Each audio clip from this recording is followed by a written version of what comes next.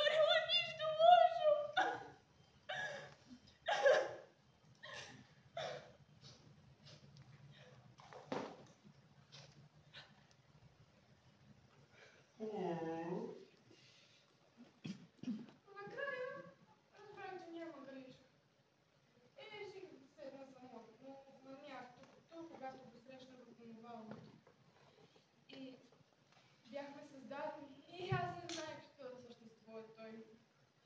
Но сега всяко нещо тук ми напомняше за него и сърцето ми се свиваше от тъга. Не го бях изпитвала преди и то бе същинска загадка за мен. Странно.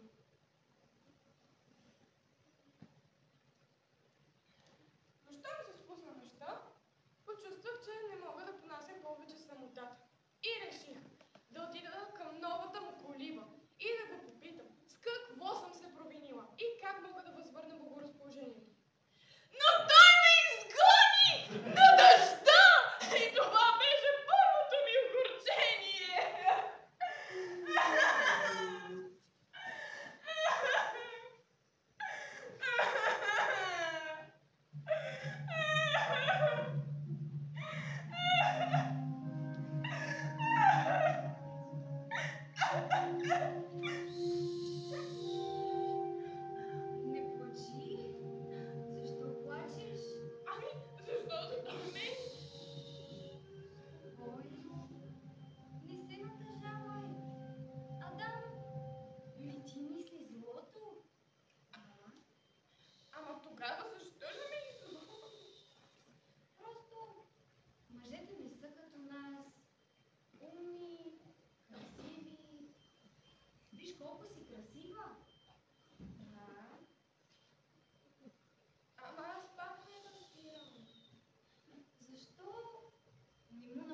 Някакъв подарък, да го зарадваш?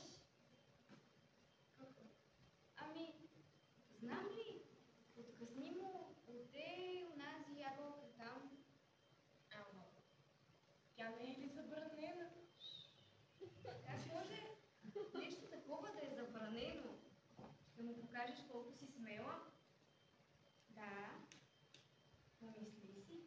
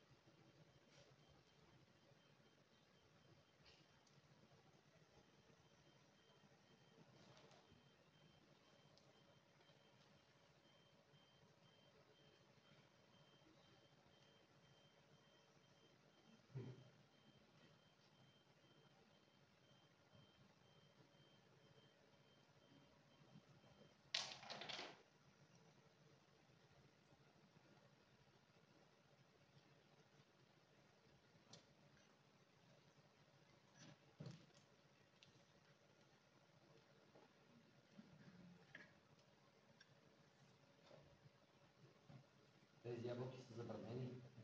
Ще си навлечеш беда. Нека да си навлека. Това няма да има значение. Ева. Добре.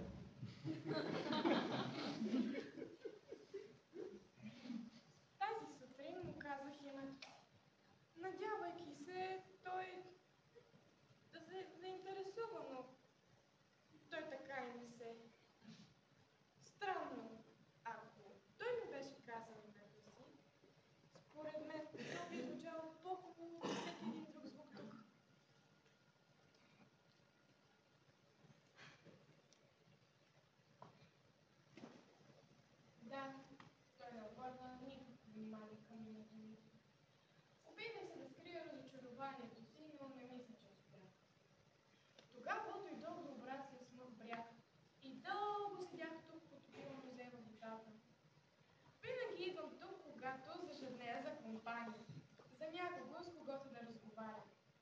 Разбира се, тази чудесна бяла фигура, която се очертава в мира, не ми е достатъчна, но все пак е нещо.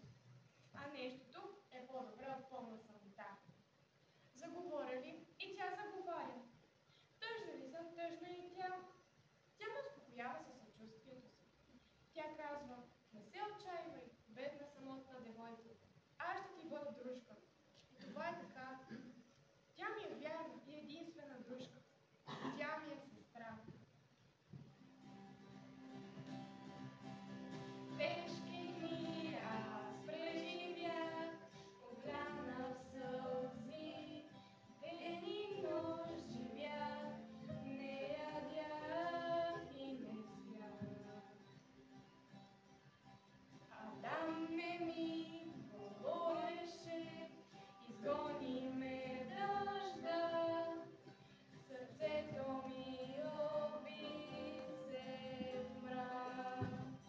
Здравей, красавице, всичко днес е по-добре. Всичко днес е по-добре. Здравей, красавице, здравей.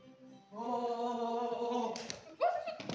Ама какво правиш? Ще се нараниш? Не, стига. Спри! Много е опасно! Какво правиш? Защо?